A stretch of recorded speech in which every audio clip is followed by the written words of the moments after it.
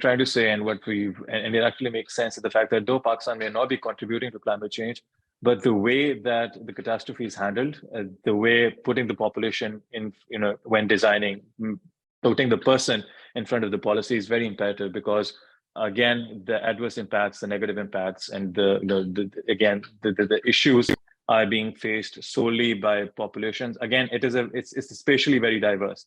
The impacts that are being felt by, let's say, people in interior Sindh, as we witnessed during the floodings of 2022, are vastly different for those who are, dwelling in more urban areas, such as in Lahore, such as in Islamabad, for instance. So coming to that point again, I'll circle back to you, Nimra. Sundar rightly pointed out that we cannot really absolve Pakistan of the responsibility or even of the blame. Pakistan, again, while in terms of proportion, may not be contributing enough towards global carbon emission, but still there are sectors which are not carbon friendly, which are not climate friendly, sorry. They're very carbon intensive. And you recently published a paper drawing some correlations among what are the driving factors where Pakistan can improve, finding the relationship between areas, sectors, industries that tend to further exacerbate the impacts of climate change. So could you just highlight what were your key findings? Yeah, definitely. That's a very good point on this, what you just mentioned. While, of course, Pakistan may not be a big contributor to global warming, it is on an upward trajectory of releasing carbon emissions, adversely impacting its own regional environment. So there are environmental changes that we are experiencing within the country, within our own borders, because of this phenomena. So to your point, Norez, I did analyze and publish an article around this. I took the data from the World Bank Development Indicators dataset, WDI dataset, and as part of my findings, I found that Pakistan is heavily reliant on dirty fuels like coal, natural gas for generating power, which is the main source of carbon emissions today. Manufacturing industries' emissions are also releasing more carbon into our atmosphere. Emissions from the combustion of fuel, from transport activity, from our residential buildings, our homes, has been on the rise since 2010, which is also partly due to population growth. So total population has been on the rise, and there was a direct correlation with the CO2 emissions that we've seen over the years, a very high positive correlation between the two factors. This population growth, of course, leads to an increasing consumption of fossil fuel generated services and products, which further releases more carbon into the air. What happens then is that with little kind of economic opportunity in our country found in rural parts of the nation, most residents tend to move to major urban centers to, of course, provide for their families, which is leading to unprecedented, very high urbanization rates. This urbanization in centers like Lahore, Karachi have been the major cause of loss of vegetation, caused a number of environmental problems like air pollution. Lahore has been on, I guess, has had the worst air pollution over the past few years. This leads to water scarcity. There's loss of biodiversity. All in all, more people will lead to more consumption, more cars on the roads, more pollution, causing more emissions. So, of course, there is lack of urban planning, there is mismanagement of resources. But I think looking at this data, policymakers should definitely start to analyze what is happening, what the current state of affairs is, and addressing the biggest actors at play to meet our emission reduction targets. For example, what specifically to flooding that occurred, I think our country needs to build a flood control infrastructure, such as tide gates, to just prevent the rising of water. Another example would be in California, scientists are working on recharging the state's severely depleted groundwater by diverting excessive water into fields and letting the water seep into aquifers, which is something that Pakistan should also consider. Communities should be moved off the floodplain, Indus River floodplain, and to higher ground to avoid, of course, the impacts. So So, definitely, yeah, go ahead. yeah. No. So just to your point, so I think what I see is I think two major themes that are brewing out of our discussion. One is the fact that though Pakistan is contributing in terms of carbon emissions towards the global tally, but it may not be triggering global climatic events. But at the same time, its actions are impeding the local environment in terms of air pollution.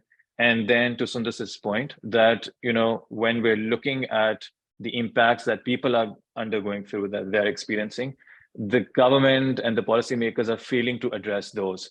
They could act preemptively. They could employ the right set of mechanisms in terms of infrastructure, in terms of disaster and risk management, rehabilitation, that would at least alleviate all the various problems that people tend to go through. And those are not smaller problems. They are literally, like we earlier established, that they're disrupting livelihoods.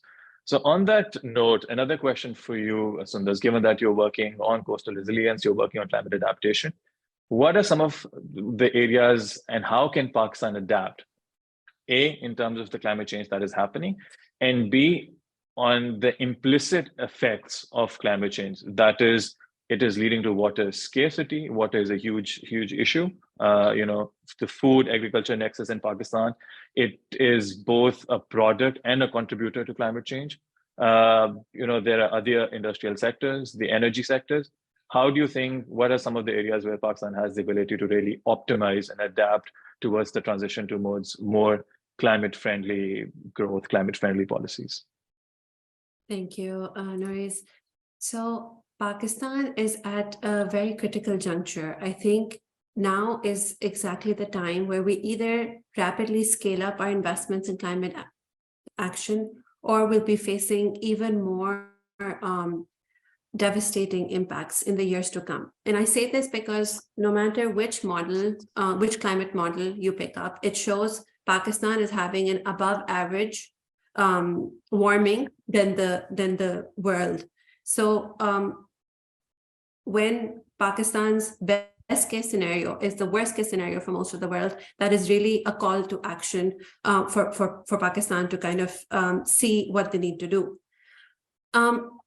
Like Nimra mentioned, our infrastructure is not adequately robust. So we need to invest in our infrastructure and make sure that the 1 in 100-year events that are now becoming 1 in 10-year events that are now becoming so commonplace, we're able to respond to that. We need to have a systematic response. And this won't come from the few centers that are working on climate change.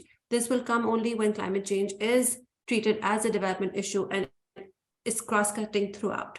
So this is a social protection issue. This is a health issue. This is an infrastructure issue. It's an economic issue. In terms of adaptation, I think while the NDMA, so our National Disaster Management Authority, has really done a lot in the past years to kind of respond more effectively, that is where I would start to improve our response mechanisms further, to work with the Pakistan Met Department to actually be able to anticipate these extreme weather events and give the appropriate warnings. So people who need to evacuate, people who need to respond, they have the time to do so.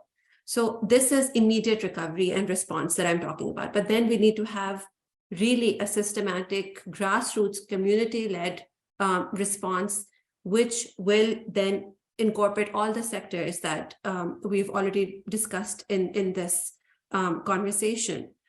We get a lot of humanitarian assistance as well, but it's always in the aftermath of such an event. So again, some sort of a systematic financial mechanism would also be super useful. I just to further your point, and you can continue, I just wanted to add something which came to my knowledge, that Pakistan in 2021, they prepared a nationally determined contribution report, a robust report, and that was presented at COP26, mainstreaming decarbonization, resilience, and green growth. And the figures that I wanted to point out that are in front of me are that it is estimated that by 2030, the total cost needed to achieve these mainstreaming decarbonization goals is accumulating $200 billion, and just the transition to cleaner energy has been estimated to cost $101 billion, and these numbers are inconceivable for a country like Pakistan. It is we are continually accruing more debt, accruing more loss.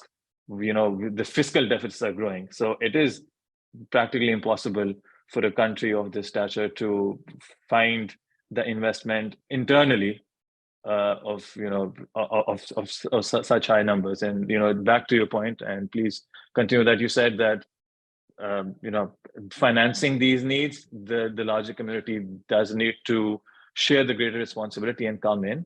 But on the policy side, I think there are gaps that Pakistan needs to fill in so that the environment is conducive enough for greater receptiveness to climate finance.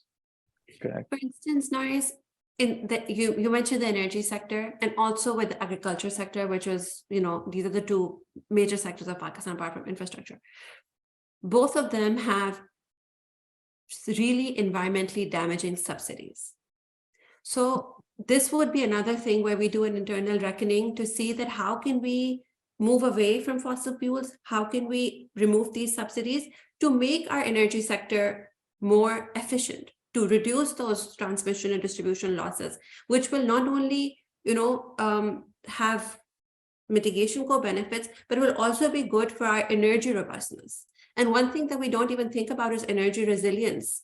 The fact that we, in this day and age, even with the higher investment that we've done in past years in the energy sector, still have so much load shedding, still our grid isn't reliable. So we need to build that robustness in the system that if there are any climate or natural disaster risks, we're still able to kind of have functional power systems while addressing, of course, the losses, and while addressing the fact that because energy at its core is development. So access to energy, access to clean energy will be supremely important, especially as Pakistan's still developing. Pakistan is rapidly urbanizing, and its energy needs will only grow. And I think it serves again, I just wanted to follow your point. I think it serves a dual purpose. Because the issue that we're facing, the balance of payment crisis, the lack of ability to pay for our import bill, is the fact that energy is one of our highest imports. We don't produce oil, we don't produce fossil fuels as such, and we're importing natural gas, whether that's petroleum, things, so on and so forth. And fossil fuels, just by itself, it comprises 86% of primary commercial energy use. So by being able to really capitalize on that transition, we're, like I said, it serves dual purpose. We're cutting, our current account deficit. We are producing energy, and we have that ability to really invest in solar. And we're also transitioning towards, energy sources which are more environment friendly, which are more climate friendly. And this is given the background that Pakistan has a worsening debt crisis. We also need to keep that in mind, that we don't want to kind of deteriorate our macroeconomic situation further. So recognizing the role of multilateral banks, recognizing the role of governments, I also think the private sector has a really big role to play. And Pakistan can incentivize the private sector more. The concessional financing that we get from these multilateral development banks and other financial institutions can be used to incentivize the private sector to come in and lower the cost in order to make